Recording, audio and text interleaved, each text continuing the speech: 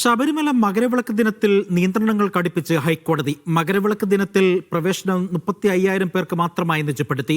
Virtual queue വഴി 30,000 പേർക്കും spot booking വഴി 5,000 പേർക്കുമാണ് പ്രവേശനം. മകരവിളക്ക് ദിവസം രാവിലെ 10 മണിക്ക് ശേഷം നിലയ്ക്കലിൽ നിന്ന് ആരെയും പമ്പയിലേക്ക് കടത്തിവിടില്ല.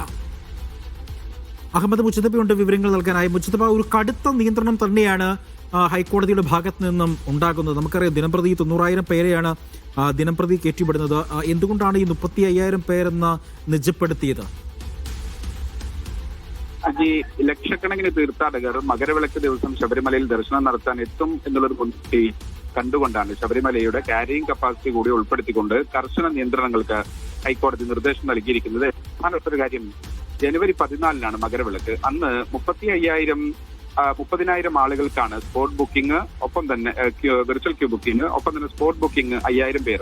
ഈ വിധത്തിലാണ് ഇപ്പോൾ ഹൈക്കോടതി ഒരു കർശന നിർദ്ദേശം നൽകിയിരിക്കുന്നത്. ജനുവരി 13 തൊട്ട് തലേ ദിവസം അത് 5,000 കൂടി ആളുകൾക്ക് വെർച്വൽ ക്യൂ ബുക്കിംഗിൽ സംവിധാനമുണ്ട്. മാത്രമല്ല, ഈ ദർശനം നടത്തുന്ന സമയവുമായി ബന്ധപ്പെട്ട് സന്നിധാനത്തും പരിസരത്തും കൂടുതൽ തിരക്കിന്റെ നിയന്ത്രണം കൂടി പോലീസ് ഉൾപ്പെടെയുള്ള ആളുകൾ ശ്രദ്ധിക്കണം എന്നുകൂടി ദേവസ്വം ബെഞ്ച് നിരീക്ഷിക്കുന്നുണ്ട്. ഈ സമയങ്ങളിൽ കൂടുതൽ ആളുകൾ ഈ ക്യാരിയിങ് കപ്പാസിറ്റി മറികടന്നെത്തിയാൽ വലിയ അപകടങ്ങളിലേക്ക് സാധ്യതയുണ്ട് എന്നതുൾപ്പെടെയുള്ള നിരീക്ഷണമാണ് കോടതിയുടെ ഭാഗത്തുനിന്നുള്ളത്. മാത്രമല്ല, രാവിലെ സന്നിധാനത്ത് രാവിലെ 10 മണിക്ക് ശേഷം നിലയ്ക്കലിൽ നിന്ന് പമ്പയിലേക്കും 11 മണിക്ക് പമ്പയിൽ നിന്ന് സന്നിധാനത്തേക്കും തീർത്ഥാടകർക്ക് കാനനപാതയിൽ ഉൾപ്പെടെ കർശന നിയന്ത്രണങ്ങളാണ് ദേവസ്വം ബെഞ്ച് നിർദ്ദേശിച്ചിരിക്കുന്നത്. അജി.